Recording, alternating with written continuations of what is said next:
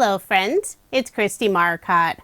I'm super excited to share that I've just joined Your Paper Insider's very first design team. I love their mystery paper boxes. They always include so many gorgeous and unique papers.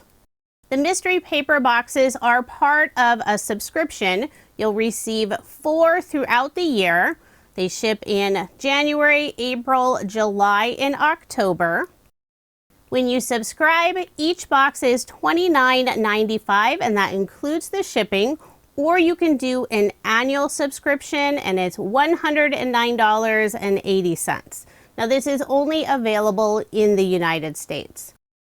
After each quarter, if there are any leftover boxes, they will be available for purchase individually without a subscription, but sometimes they sell out, so the only way to guarantee receiving a box is to subscribe.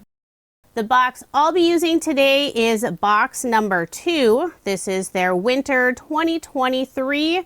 So this is still available. You can always check out their website to see what other previous boxes are available. And you can purchase the previous boxes without subscribing. I have loved every single box I've received so far. The variety and unique designs are so fun to use for card making or other paper crafting projects. I'm going through the papers fairly quickly, giving you an idea of what's included in box 2. Inside the box, there's also a cheat sheet, and it will list the name of all the papers and cardstock, the weight, and the size. And if you're confused about the paper weights that are listed, there's a guide at the bottom of the cheat sheet that explains from the lightest paper to the heaviest paper. As a subscriber, you'll also have access to exclusive content from Your Paper Insider, more inspirational ideas of how to use the paper in each box. And as you can see, this box is packed full of gorgeous paper and cardstock. There are some solid cardstocks mixed in with the specialty. This box includes 3 different colors of glitter cardstock. There's a holographic silver oil slick paper. There's a bit of satin shine, some vellum, metallic papers, so many gorgeous colors. And the papers and cardstock are wrapped beautifully in plastic and then inside a cardboard box, so they'll arrive safely for you to play with. So there's everything that's included in box 2, and if you're interested, I do have links in the description box below. In addition to the mystery paper boxes, Your Paper Insider also has some individual products listed. This is some of their favorites. This is their non-shed glitter cardstock assortment, and it includes 24 sheets. Look at the gorgeous rainbow of colors. The weight of the cardstock is 300 GSM, so it's a nice heavy weight. If you love some sparkle but you don't like the glittery mess, this set is for you. And the sheets are all 8.5 by 11 inches in size. This next pack is called EVO Synthetic Paper Bright White, and there are 10 sheets. The weight is 205 GSM. This is a high quality synthetic paper and it's water resistant, chemical resistant, and tear resistant. It's perfect for mixed media and works well with alcohol based inks. The last pack I received is their watercolor paper cold press. It's 300 GSM and there are 50 sheets. So there is a ton of paper in this pack. The paper has a bit of texture that's very absorbent, working really nicely with water and lots of color. The card I'll be making later on, I'm using the watercolor paper. Your Paper Insider also offers a bone folder. It's pointed on one end and rounded on the other. To store your papers from Your Paper Insider, the boxes they come in work nicely. I found these clear plastic boxes on Amazon and they work perfectly. I've labeled the top and also the side, and I have them stacked up on a shelf in my craft room. So I can just grab a box and all those small scrap pieces, because you don't want to throw those away. They fit inside and I know they won't disappear. Using box number 2 and the watercolor cold press paper, I have a card to share with you, and I'll start with the watercolor paper. I cut out an A2 panel, and I'll be inking the background to create a fun galaxy scene. The pink mat I'm using is from GLASSBOARD Studio. It's their magnetic glass craft mat. And I have some of my tools stored in their HexaFlex Organizer Set. And yes, I had to get pink to match my pink mat. If you're interested in products from GLASSBOARD Studio, you can save by using my discount code Kristie. You'll save 15%. And I do have the mat and organizer linked in the description box below. I'm creating a fun galaxy background, starting with Distress Oxide Picked Raspberry ink color. I'm focusing on the center with a pink color, but also adding some pink around the outside areas. Next, I'll add some purple using Distress Oxide Villainous Potion. I'm adding it more around the outside, going in a little closer to that center pink color. And I have the ink pad on a small silicone mat from scrapbook.com. The mat helps hold the ink pad in place on the glass mat.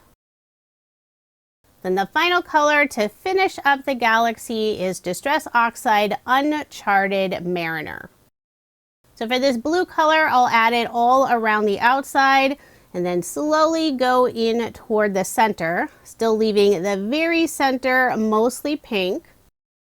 If you want a darker galaxy background, you could bring in some black ink, but the darkest color I'm using is this Uncharted Mariner Blue. I'll finish inking up the outside edge with this blue color and add just a little bit more in the center. And after finishing with the blue, I felt like it needed just a little more purple, so I'll grab the Villainous Potion ink color again, add more purple on the background. So there's the background, pretty happy with it. I'll wipe down my silicone mat and also my glass mat. I'm just using a baby wipe to clean the silicone mat and also the glass mat. You can see how easily this glass mat cleans. Now it is a little wet from the baby wipe, so I'll wipe it dry using scrapbook.com's crafty cleanup cloth. I have the pink color. To add more detail to the background, I'll be splattering it with some white ink and also some black watercolor paint. Place my background in my super fancy splatter box that I made probably 10 years ago, so it's very well splattered. The white ink I'm using is from Winsor and Newton. I've had this for a while, so it's not as liquidy as it used to, but it still works. I'll put some on an acrylic block, spritz it with water, mix up that solution. Then with a paintbrush, I'll gently tap it over the background to create this fun white splatter. Now this ink won't stay super white. It will take on some of the ink color on the background. I like the look for this card. If you want your whites to stay white, I would suggest something like glossy acrylic spray from Ranger. And I will add a link for that in the description box below. In addition to the white splatter, I also want to add some black splatter. This time I'm using Spellbinders Watercolor Mixing Set. I have the indigo color. I'll just gently tap my paintbrush over the background for this fun black splatter. Now I will set that aside to dry completely. While I'm waiting for that to dry, I'll assemble a space saucer and an alien. And these are from Trinity stamps. I have the space saucer and tiny alien die sets. And for a sentiment, I have their Out of This World stamp set and coordinating dies. This is a really fun set and I haven't had a chance to use it. With the fun pinks and greens and sparkle in box 2, it'll be perfect for a little alien in a spaceship. And all of the paper and cardstock for the alien and spaceship are from box 2, except for the black, and I'm using just a tiny bit of black cardstock. There is this lovely green pearlescent cardstock, which would be perfect for the alien, but I couldn't resist making a pink alien instead. This pink is the Bright Hot Pink cardstock that's in box 2. I'll add the head on top of the body, then attach the mouth. And for the mouth, I use black cardstock from my stash. For the eyes, I use the Ultra White Smooth cardstock. So I'll attach those right above the mouth. For the iris of the eye, I'm using that green color. This is Lime Satin Shine, so it has a pearlescent finish. I thought the little alien would look super cute with green eyes. The die that cuts out the iris also has that small little circle, so that's where the pupil would go. And I'll inlay the pupil, and I use more of the black cardstock from my stash for that tiny piece. I'll first add a drop of Barely Art glue, and I'm picking up those teensy little circles using the wax tip end of Scrapbook.com's Craft Pro Pick tool. I'll add the final pupil, then press down on those die cut pieces. So there's the alien all assembled, super easy. So now it's time to assemble the space saucer. The dark gray I'm using for the base of the saucer is Wrought Iron Raw. To add lots of sparkle and shine, I cut 2 of the strips that go at the bottom of the saucer from the holographic silver oil slick paper. For that bottom piece that has the little holes cut out, that would be the lights, I'm using the glitter light yellow cardstock. And I inlaid those glitter circles. On the back side, I put a piece of clear double-sided adhesive tape. Before adding that strip at the bottom of the saucer, I want to add a little white ink along the edge of the dark gray pieces. I'm using Honeybee Stamp's Brilliant White ink, and I'm adding the ink using Scrapbook.com's domed blending tool. I'm putting just a tiny bit at the bottom of the saucer. Most of this gray piece will be covered up, and I'll also put a little bit at the very top of the saucer. So now I'll add the holographic piece with the yellow glitter lights at the bottom of the saucer, and that background piece, the dark gray, has the cut out holes so you can see where it lines up. The narrow strip that's at the top of the base of the saucer, I also use this same holographic silver oil slick paper. Put glue on the back, adhere that down. And when cutting that piece out, it did curl up quite a bit, but with the glue, it'll adhere nice and flat. For the center and also the frame of the saucer, I use the Metallics Silver Luster paper. So it's this very light gray and it has a shimmery finish. Put glue on the back, add that in the center, and you'll see just a tiny bit of the dark gray cardstock between the different stripes on the base piece. For the very top portion, I use more of the dark gray, and for that teeny tiny circle, I use more of the holographic silver oil slick cardstock. I'll add the dark gray piece down first, then I'll put a tiny drop of Barely Art glue and pick up that little circle with the wax tip end of the Craft Pro Pick tool. So there's the base and the very top of the space saucer. For the very background piece of the space saucer, I use the Glamma Clear Vellum. And this is a nice heavyweight vellum.